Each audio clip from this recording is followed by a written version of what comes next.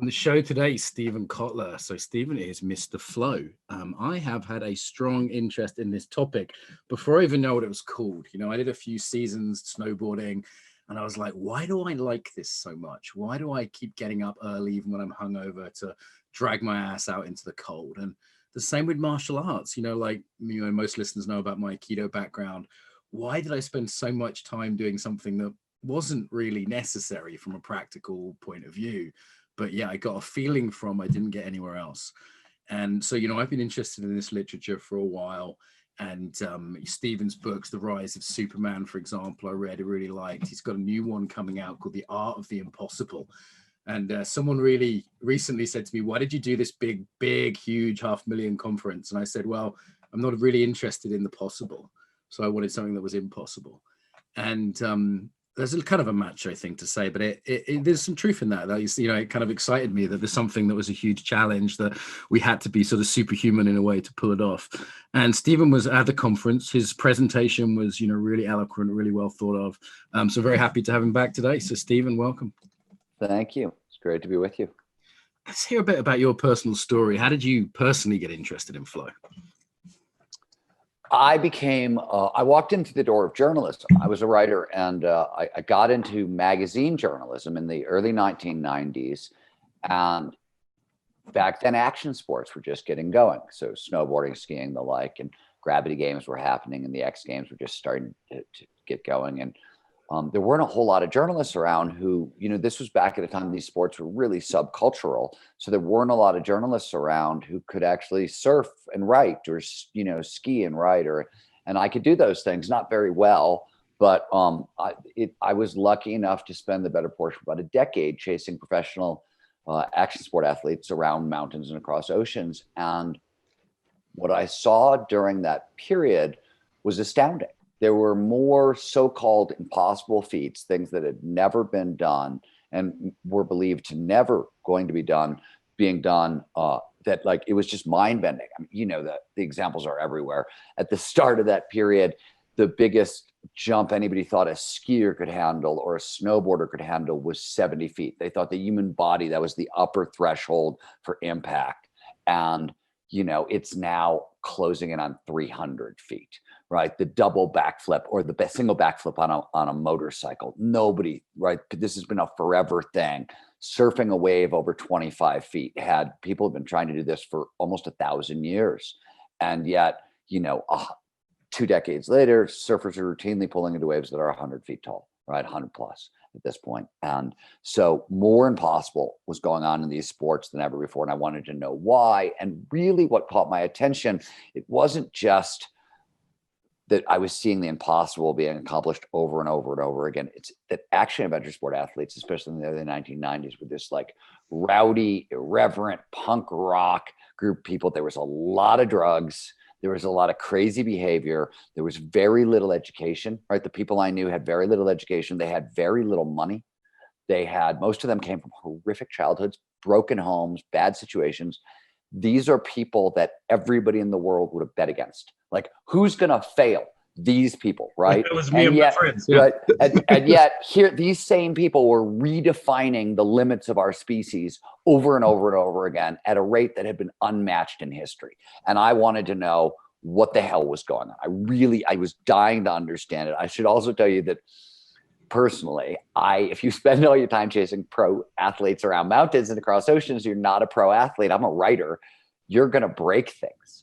I broke everything, like 70 broken bones along the way. And so I knew after a bunch of years in this, sort of as I was pushing towards my 30s, that if I didn't take this question of how do you accomplish the impossible, which had become sort of the central focus of my life, out of action sports and into other domains, I was going to probably kill myself. So like, that's essentially what I did over the next 30 years is I took this question of what are 20 years, what does it take to accomplish the impossible, into, science, into technology, into culture, into on and on and on and on. And I wrote books about what I discovered. So that's essentially like my life in a nutshell is, I'm just a guy who's weird enough to think that there's a formula for impossible and to use the tools of psychology and neuroscience to try to track it down for 30 years and write books about what I discovered along the way.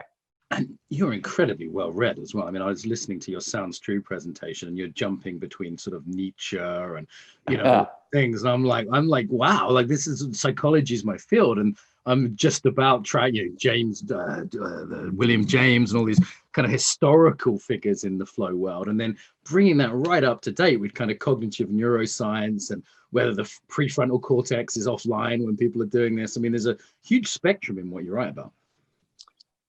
There is. Yes, and I like. And to take it one step further, anytime you see the impossible become possible, I always say you see two things, right? You see people learning how to take advantage of accelerating disruptive technology, and people learning how to extend human capability. So I've written 6 books on the technology side and 6 books on the human capability side. And as you pointed out, I have a background in philosophy. I mean, a long time ago, a minor, it's not a huge background in philosophy, but and if you want to start studying modern peak performance, the story starts with Nietzsche.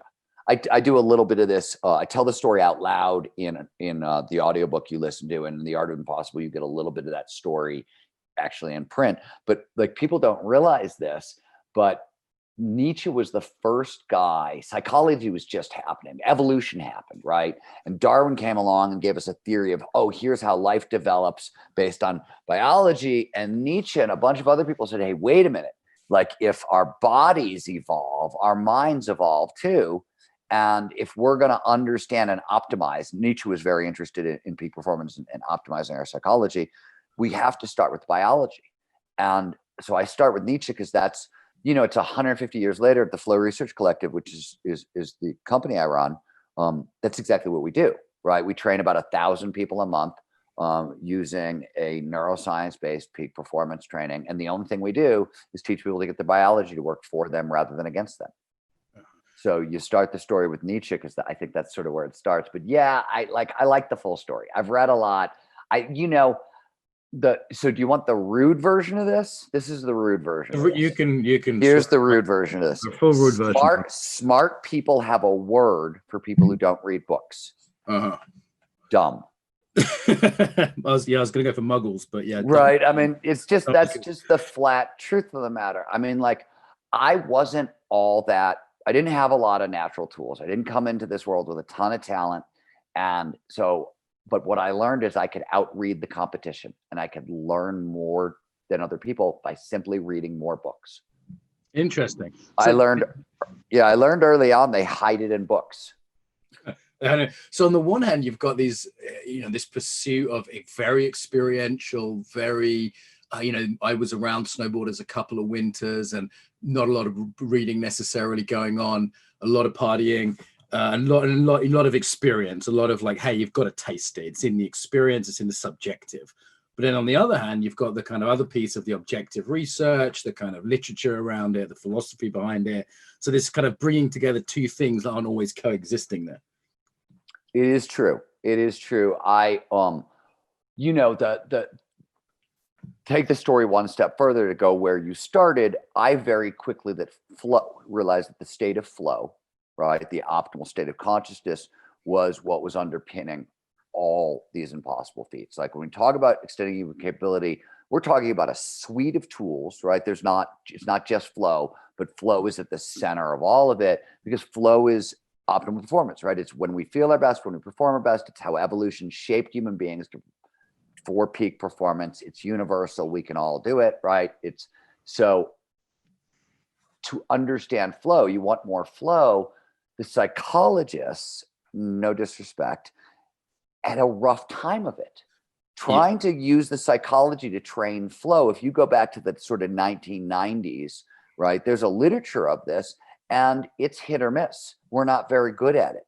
We get better at it in the 2000s because the neuroscience gives us mechanism, right? If you understand how it works in the brain, you have a basic biological mechanism. You turn it up, you turn it down. It's a whole lot more to work with. It makes training flow more reliable. That's where the neuroscience sort of came in. So like, there was the only way I could make sense of what these men and women were doing in action sports was through the neuroscience. Now, I was, as a journalist, I had an advantage in that I was also covering science, right? Those were my twin loves, was science and technology and action sports, basically. So I covered everything. I mean, I wrote the music column for GQ magazine for 5 years and blah, blah. I did a lot of stuff, but like my principal loves were science and action sports. So you're right.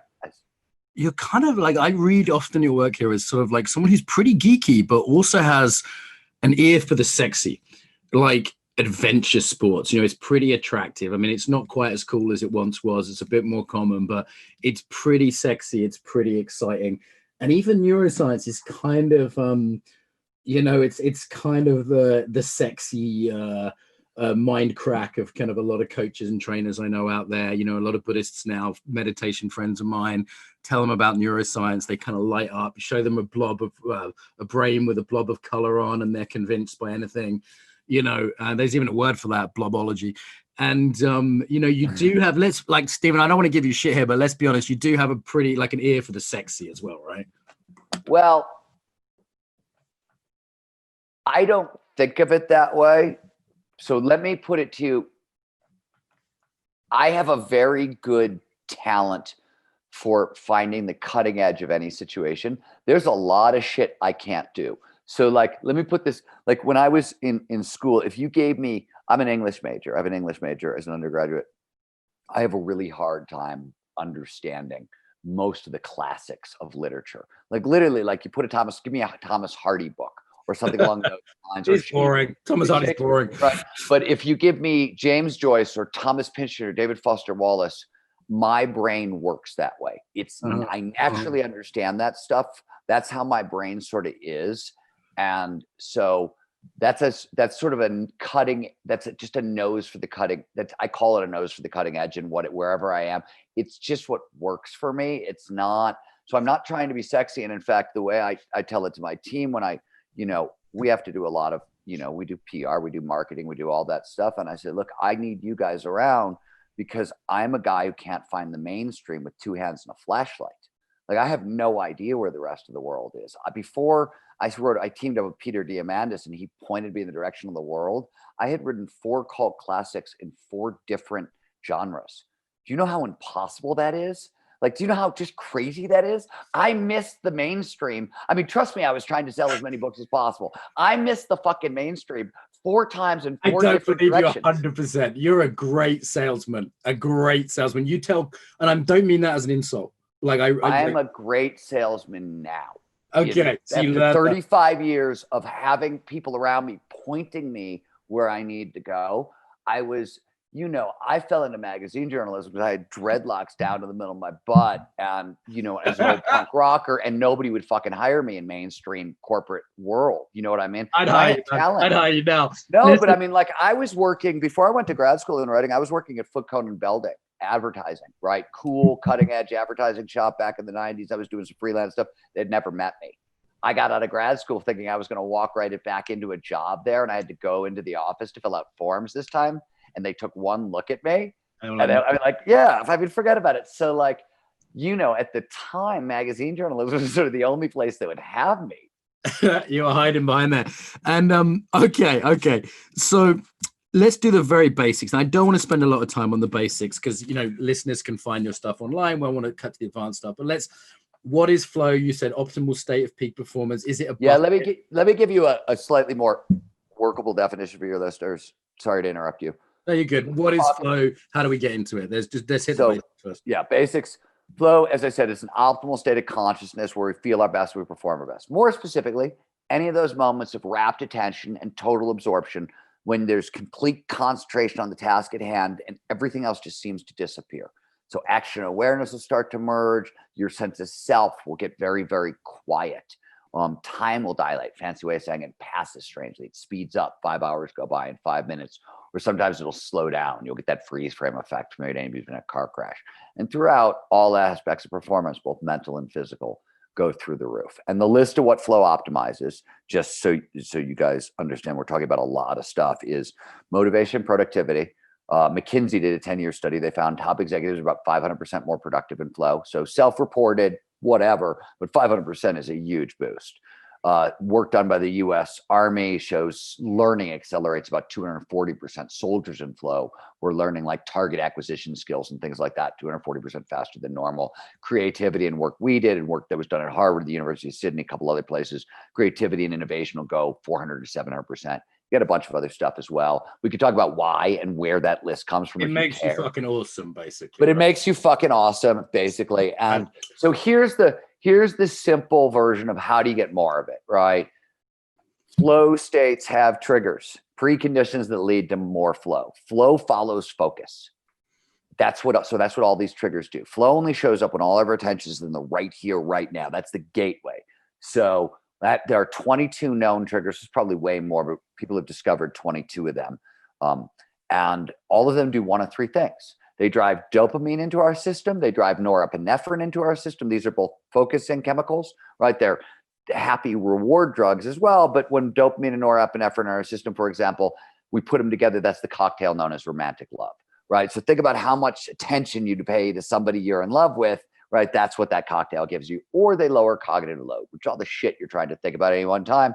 I lower that, liberates more energy. You can use it for attention. So that's what all the triggers do. And literally these triggers can be like novelty, complexity, unpredictability, risk, or insight, right? When we link ideas together, all these things produce dopamine. We encounter something novel in the world, dopamine spikes. We encounter something unpredictable, dopamine spikes. We encounter complexity, like the overwhelming of complexity of a night sky, or the geographical time of the Grand Canyon. You look at a canyon, you're like, oh my God, that's what a million years looks like, right? That's complexity. Unpredictability, complexity, novelty, all these things produce dopamine. You want to drive flow. These are some of your tools that you reach for. They're psychological tools that get us more flow. Why did action sports go so freaking crazy in the 90s?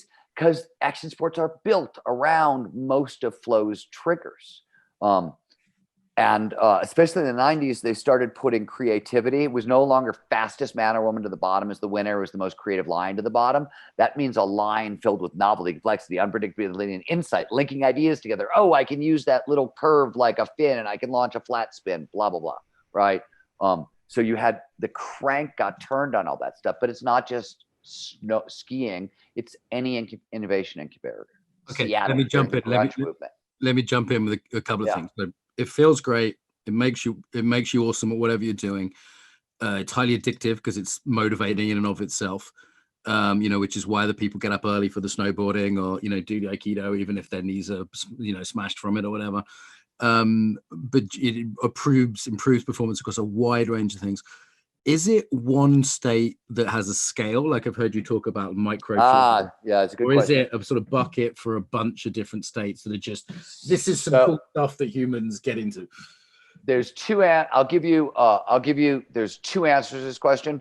First of all, it's a spectrum, right? Flow is like any emotion. You can be a little irked or homicidally murderous. It's still anger, right? You can be in a state of so psychologically, flow has 6 core characteristics. We name them: complete concentration in the present moment, time dilation, vanishing of self, merger of action awareness, a couple more. When psychologists measure flow, they say, hey, how much of these 6 things showed up in an experience, right?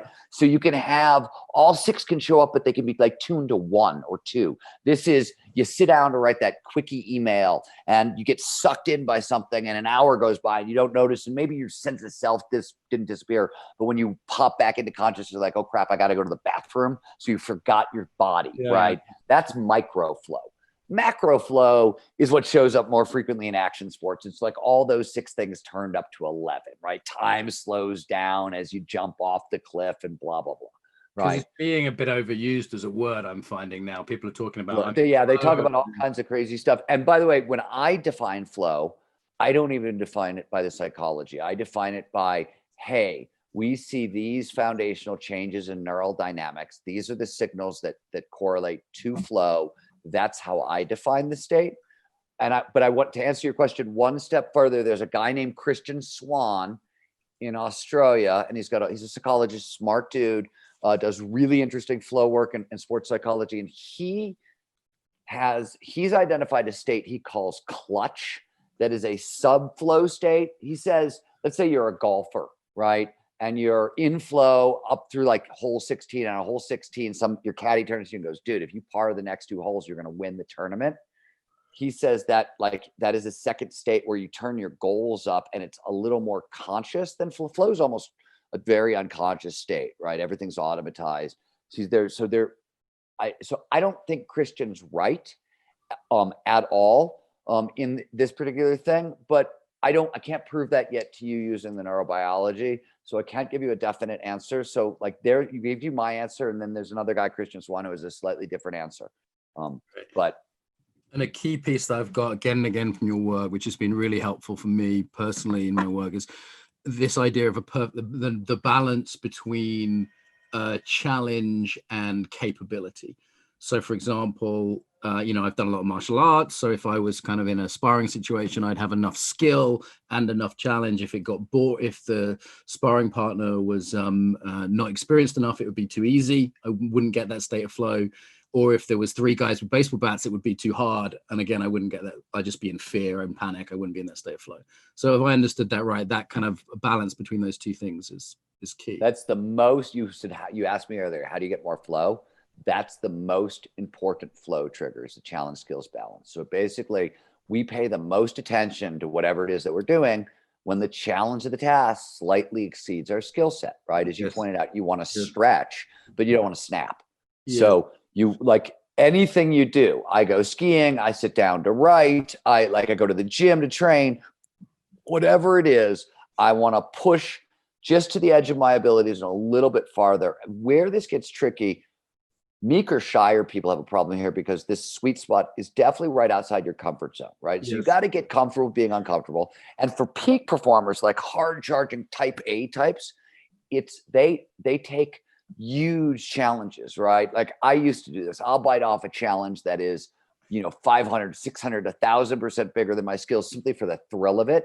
Yep. And the literature says, hey, that's fantastic. Like a high hard goal gives you an 11 to 25% boost in motivation simply for setting the goal. That's huge, man. That's like 8-hour day is your baseline. That's like getting 2 free hours of work simply for having the right goal built around what you're doing. So that's just dumb. If you don't do that, you're right. But, set those higher goals, just chunk them down. So what it is that you're doing right here, right now is just outside your comfort zone. As a manager, I applied this principle during the conference by giving people things to do that were a bit harder than they thought they could do. But I kind of had faith in them, they could do it, and they weren't massively overwhelmingly harder. Like I was trying to keep people in that spot of like, shit, this is hard, but I think I can do it. Like I'm right on the edge of my capability. That's the sweet spot. That's exactly it. Yeah, that's it. I mean, you're nailing it, right? That's a good flow-based experiential design. Okay, so let's talk about the dark side of this, because I'm someone that's got an addictive background. I'm long-term sober. In some ways, one of the reasons I think I didn't get addicted to snowboarding was I was already alcoholic at the time. And though it competed at one point, like there was a sense of like, oh, maybe this is worth giving up drinking for. And I also saw people that were utterly addicted to the rush of snowboarding and martial arts, to the point where they got divorced, they wrecked their bodies physically, they pushed themselves. In no other area of life meant anything to them. And it looked to me like drugs by other means. Obviously, it's so it is you're inventing your own your own pharmacy, right? I mean, so let's talk about the there's a bunch of different neurochemicals involved in flow, but 6 of them: dopamine, norepinephrine, serotonin, endorphins, and anandamide. Those are the big neurochemicals that flow. So each of these are internal chemicals, right? They're reward chemicals. The brain uses them to reward behavior that helps us survive. So we'll do the thing and do it again. Reinforces learning, a bunch of stuff. These are the 5 biggest reward chemicals the brain can produce. And they all have a street drug version, right? Like all street drugs do is bind to the same receptors that these chemicals work on. If you were to cocktail flow on the street, literally, don't give me a business idea, Steven. That was my first job. No, I mean, look at it though. It's cocaine, speed, ecstasy, or LSD, depending on the pathway it takes in the brain. That's serotonin. Anandamide is marijuana, and endorphins are opiates. And to just give you an idea, there are about 20 different endorphins in the brain. The most common is 100 times more potent than medical morphine. So like our internal drugs are better, and even better than that, you can't cocktail those street drugs, as you probably know. No, right? Like dying. You're right. Not without dying or without, right? Like you can't do it. So our internal drugs are better, but as you pointed out, massively addictive, massively addictive. So there's an upside and a downside with flow. The upside is like Dan Harris wasn't wrong in his book, like 10% Happier. Like you can use sort of the tools of positive psychology to get a 10% boost in life. Flow is huge. It's 500%, it's 250%. It's like these crazy, crazy numbers, but there's a downside. Like you have to be an adult when you play with flow. You're playing with the most addictive neurochemistry on earth. And, people don't want to come down from flow. So you remember on the Pro Surf Tour a couple of years back, there were all those speed deaths, people getting addicted to meth and dying. They would surf and then they'd be in deep flow and they wouldn't want to come down. So they would start using meth to stay up and party and chase that same feeling. And the end result was a lot of destruction along the way. That's not uncommon. The other side of it is we do a lot of work with, for example, military people, ex-military, right? You're a U.S. Special Forces, you're a Navy SEAL, high flow job, right? Suddenly you're not, you have a real problem, right? You're coming down from a very significant addiction. Yes. And just the same. But I will tell you, there's a bunch of treatment programs that use action sports as a treatment for addiction now. And for this very reason, it's also why you can use flow to treat PTSD. It can override these things. And this is work that was done. I wrote about it in Stealing Fire, right? The use of flow as a prophylactic and as a symptom reliever for PTSD. Huge study with like a couple thousand soldiers done in Camp Pendleton. I guess the thing that concerns me a little bit is that on the one hand, you could say this is ethically neutral technology, like, fire is, all technology is in a way, in that, this could be used to teach, military who are doing things that I might ethically disagree with very strongly. This could be, there's one side of it. The other side of it is the state itself, to me, and tell me if I'm wrong here, doesn't seem to involve contribution or ethics as a trigger. So what I saw when I was around extreme athletes. What do you mean by contribution? Making other people's lives better, contributing to others. So you're totally wrong there.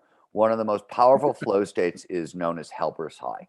Sure, is that integral to it? Is that integral to flow? I mean, I know that's a state. And more than that, flow. So flow amplifies a bunch of the things that we talked about. It also is one of the only things over time that actively increases empathy and actively expands our perception for the natural world and our abilities to see other people's sides of things. But it's not automatic. It seems like you've got to do some of the adult development work, right? Like flow gives us access to this stuff, and it will make you more appreciative of nature over time, and it will make you more empathetic over long periods of time, right? But you definitely have to do the work. So it works towards our benefit, but you are right. It's a neutral tool. And if you, so Naval Hariri, who wrote Sapiens. Yeah. Hello. So you're absolutely correct about that stuff. Okay. So I want to dig into this a little bit more because I find it fascinating. So if I think of the kind of flow junkies that I've known, they were pretty like into the natural world, spending a lot of time having a sense of oneness while you're in the Swiss Alps does tend to give you an appreciation for nature, So I kind of get the natural world when I buy that. Were they more empathic? They were generally pretty chill. They weren't violent people or mean people, but there was something a little sort of self-interested in them. Like they were mostly interested in chasing their own state. Chasing the high. Yeah. So you get building a better world. You do get some bliss junkie-dom associated with it. And so here's the other question though. Like you make a fair point, but those people were also, I'm guessing, mostly in their 20s, which is when you were. Pretty young. Right? Yeah. So like, right. So how do you 20s are a fairly selfish decade, you know what I mean? Or at least they have been, especially when you and I were in our 20s kind of thing, a little while ago. So that's a little bit part of it, I think. So I think there's a bunch of confounding factors. I don't think you're wrong. But that doesn't, I don't know if you know this or not, but psychologists now define happiness by 3 tiers of happiness in this world. There's tier 1, which is happiness, how you feeling right here, right now.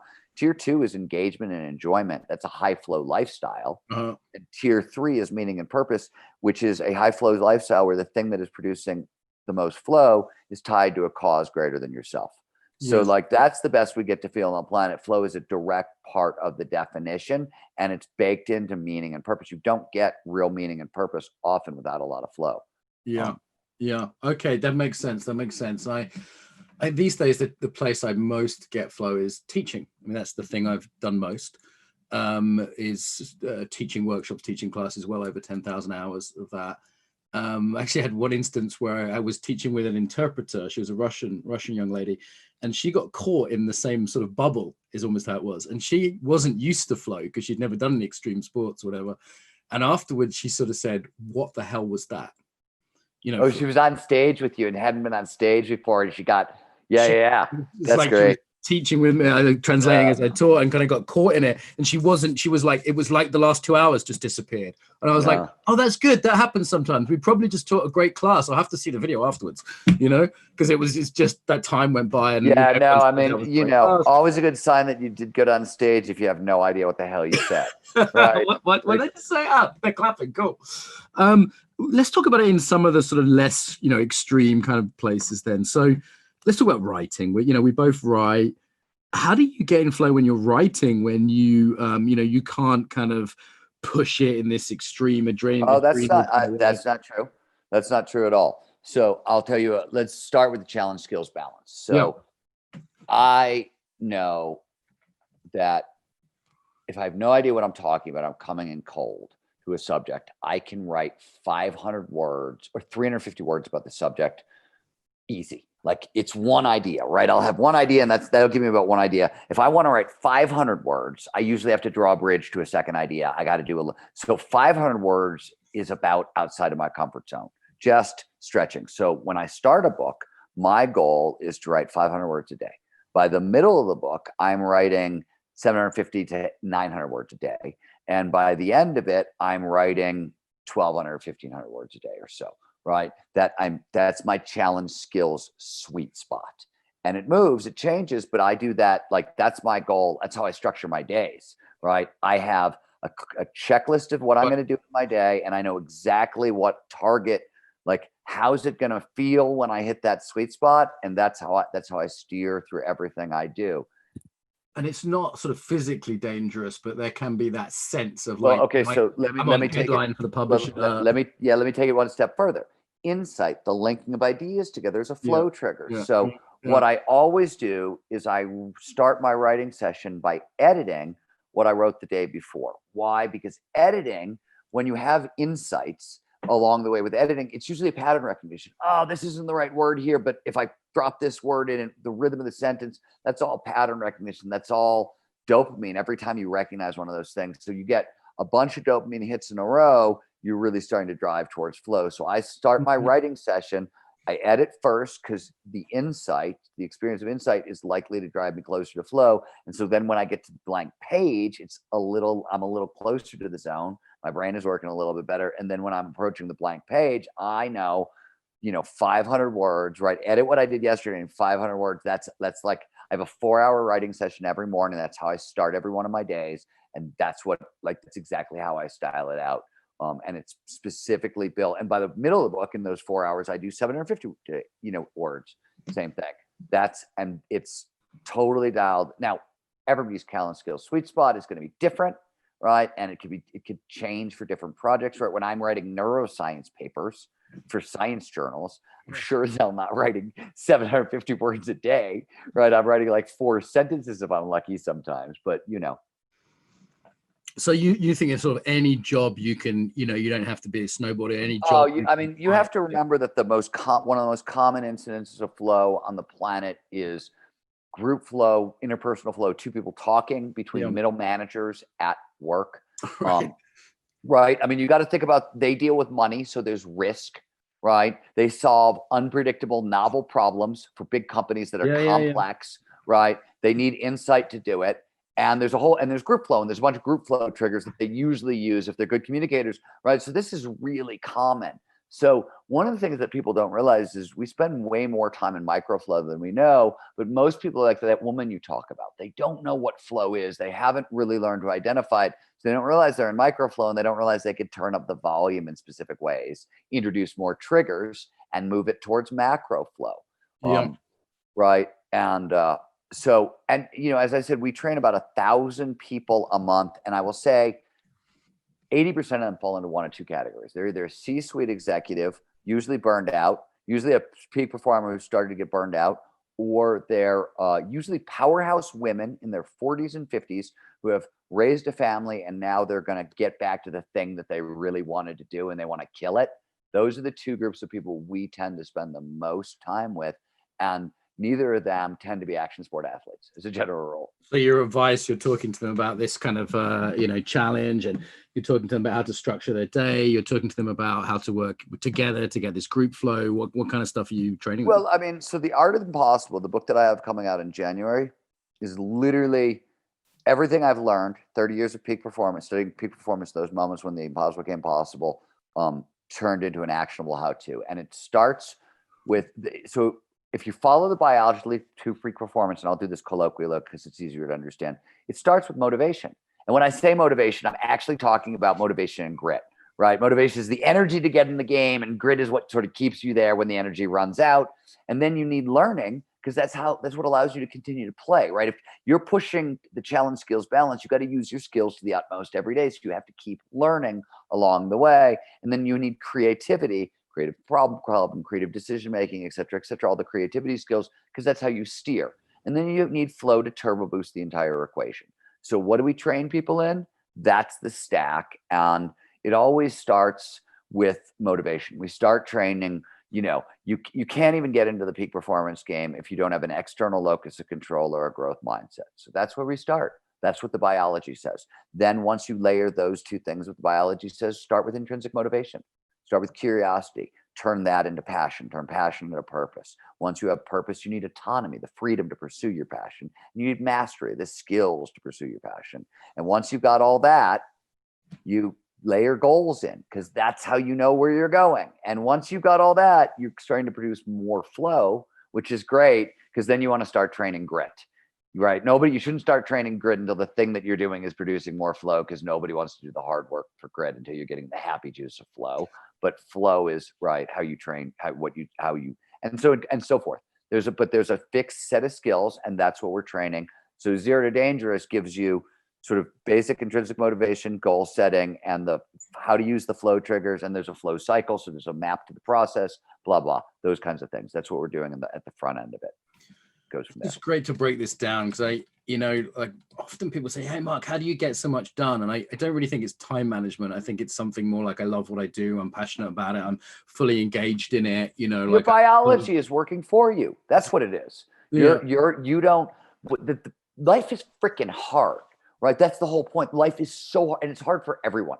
Like, trust me, I have met everybody you could possibly meet in the world at all levels. And I've probably lived at all of those levels also. And it's hard for everyone everywhere, foundationally. So anything you can do that makes it easier pushes you towards peak performance. Meaning, if you can get if curiosity, passion, purpose, autonomy, mastery, your big 5 intrinsic motivators are all pointed in the same direction, what do you get from your motivators? Focus for free. You don't have to think about how much time, energy you waste trying to pay attention to something that you're not into, right? It's fucking hard, too hard, especially to do day after day after day, because life is hard. So if life is hard and you got to use all this energy to pay attention to shit that sucks, you're not going to be able to pull it off. You can't do it. So you got to dial all that stuff in, point it in the same direction. Yeah. And then you start getting focus for free, energy for free. And, that's how you get going farther, faster. Focus for free really resonates with me. I'm fairly ADHD, so's my niece. And what I notice is we can both be really focused on stuff we enjoy. And I wonder if that pushes ADHD people towards flow, because it's just like, for me to do something I have to deliberately spend energy focusing on is just fucking hard work.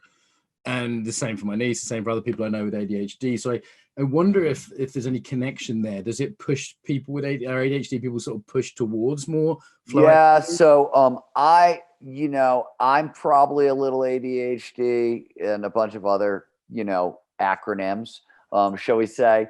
But we did some work. Why am I going to blank his name? Oh my God.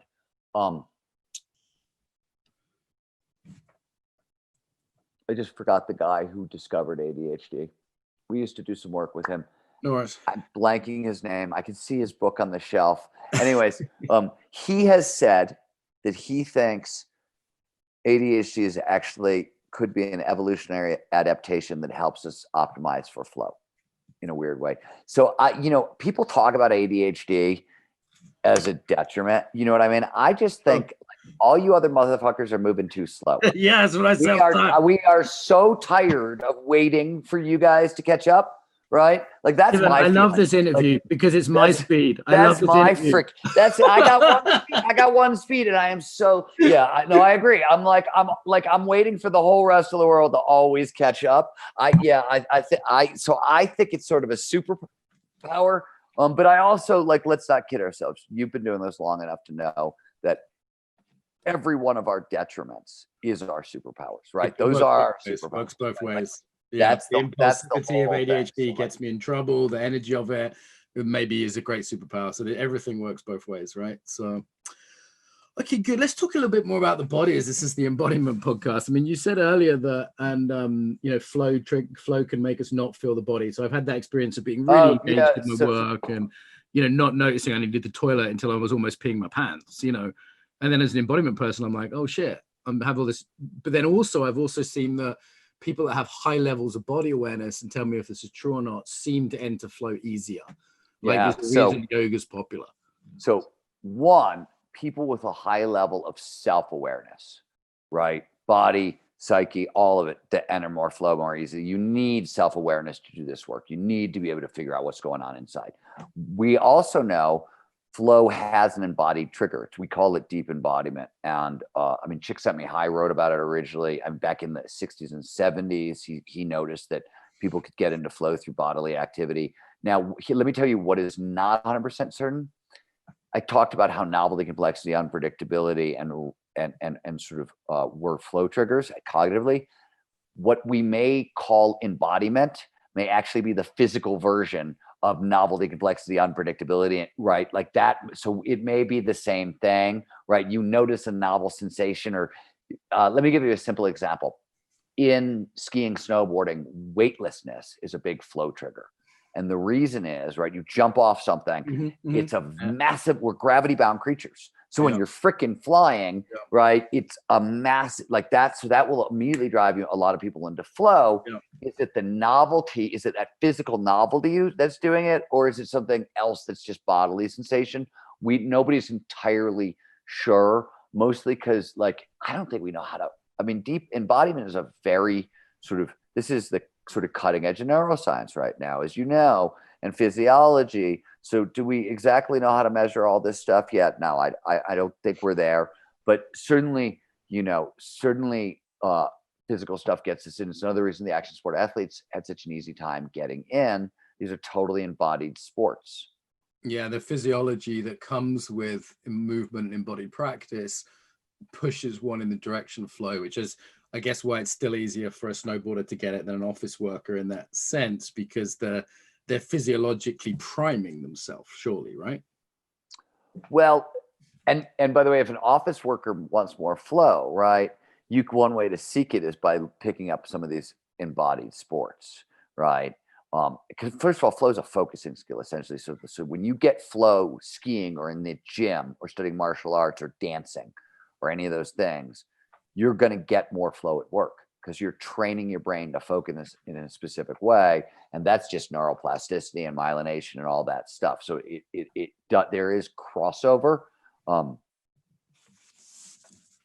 provided you can create the same conditions in the work environment that, you know what I mean? Nice.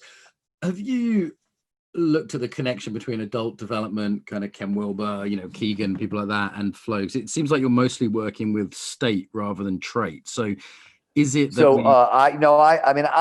I'm not a huge Wilbur fan, because I think he is a little too cult leadery for me and a little too new age spiritual for me in a way that I'm not comfortable with. But I wrote a lot about Keegan's work, and I've done a lot of work on the Harvard Adult Development Project data and all that stuff. Stealing Fire talks about Keegan's work and the Harvard Adult Development Project in particular. So there's interesting work that does say that repeated access to flow will help you move farther, faster up the adult development scale, but you got to still do the homework, right? And the homework, adult development homework is really weird. Like I was talking about this yesterday, like if you haven't figured out how to get paid for what you love by the age of 40, you're kind of screwed thereafter. If you haven't figured out how to forgive all the people who have done you wrong by 50, you're kind of screwed thereafter. Like there are these milestones in development that are really peculiar, and I don't know how they work with flow, but as a general rule, more flow will sort of push you a little farther up the adult development scale. But as you pointed out, shit's not guaranteed. Otherwise, every surfer would be a Buddha. And that's certainly not the case. Not the case. Right. Yeah. That's not the case. Yeah.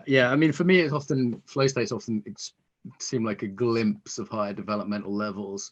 At least gives me a direction to be aiming for and a taste of something which I can then do the sort of hard work to move towards. That's kind of my sense of it, but I don't have a strong opinion there. Ken's a good guy. Give Ken another chance. He's a good guy. Okay. Okay. So what's and by the way, it may not actually be Ken. It may be all the people who run around spouting Ken Wilber. Yeah. It's probably like Ken is. You're totally right. Probably it's probably not Ken. He's probably a good guy. And I would probably like him. Got a good sense of humor, and he's very loving. Yeah. I like him a lot. And some of the Wilburites need to get laid. That's a fact. So it's you heard it here first. That's the truth. Okay, so what surprised you with this new book, with sort of new research you're doing? This stuff's been around a little while now. Like, what surprised you? What's the kind of thing that was like, whoa, I didn't see that coming, or wow, I'm glad I've got a new book coming out so I can put this in. So let me talk to the two places this book came from, because it's a really good spin-off of what we're doing. So I've been training people in flow a long time. I think there's an argument to be made that nobody has actually done more of this work in the world in terms of training people in flow than I have at this point. And what I started to notice, and this was a while ago, let's say 10 years ago, it turns out if you understand flow's triggers and you understand the map, the flow cycle, you can get dangerous fast. Like I can get a 60, 70, 80% boost in the amount of flow you're experiencing in your life really easily. That's not surprising. But what I discovered is it's really hard for non-peak performers to sustain it. Like when I was training up the Navy SEALs or Olympic athletes or even C-suite executives, they could do this stuff. I would onboard all this shit. They would learn it and they were good to go and they would just go. But most everybody else, there was a substantial return to baseline. They'd get a bunch of flow and then it would they'd plateau, it would drop off, it would get cut off. And when you're dealing with the most addictive state on earth that is really pleasurable and meaningful, right? Let's just say there's some pissed off customers. You know what I mean? Just like not a good plan for a business, right? It's sort of like, here, let me sell you some crack cocaine. And by the way, the supply is cut off in 3 months. Yeah, I was gonna say, bad, you know what I mean? Right there, bad drug. It's so I took a really long time trying to figure out. I was like, well, what the hell is going on? What is going on? What is going on? And I started to realize it wasn't flow. It was all the things that flow amplifies. Like if you don't have all your motivation, there's 5 big intrinsic motivators. If you don't have them dialed in, there's 6 different grit skills. Literally, biologically, they all seem to need to be trained differently. There's 3 tiers of goal setting, right? There's no more, like it's a fixed set, but like this is what exists. And like if you don't have that shit or learning, for the reason, if you don't know how to learn quickly, right? You just never learn the skills. You don't know how to read books to absorb knowledge, or you don't know how to do the physical things for skill acquisition along the way. Or you don't have a truth filter, right? Like whether it's a scientific method or investigative journalism, like some way of evaluating what you're learning very quickly, all those things, you can't stay in the challenge skills sweet spot, right? And you're going to crash off that cliff. Same thing with creativity. Flow massively amplifies creativity. But dude, if you don't have good creative problem solving, decision-making skills, every tangent seems like a genius idea. And you're going to write like 50 crappy novels before you know what I mean? Like, so I started to realize, I was like, oh my God, like a car going 10 miles an hour, you dent the fender when you hit the tree. But if you're going 100 miles an hour and you hit the tree, you've got a big problem. And that's what was happening. And so I was like, oh, wow, I don't have to just, what was surprising was it just wasn't flow. It's sort of this larger suite. Right. I mean, you know what I mean? I didn't realize how like it was one of those things where you notice a little bit and then you start seeing more of it and you start seeing more of it. And then you're like, oh my God, it's categorical. I can, like, if you're going up the flow, getting more flow in your life, getting more flow than life, and, you know, it gets cut off, I can literally use this information to be it's a diagnostic. I can tell you where you went wrong and what's missing, blah, blah. So that was sort of huge and surprising, those slow developing. But that's really, I think, one of the things that was at the heart of the work in the book. One of the big surprises. The other one is, and I think you're going to totally appreciate this. This isn't really a big surprise, but it may be surprising to most people. In 30 years of studying this stuff, I have come to the conclusion that not only are we hardwired to go big, but here's the craziest thing. Not going big turns out is really bad for us. So the system is designed to work in a certain way. For example, lining up intrinsic motivation, producing a lot of flow, all the stuff we've been talking about.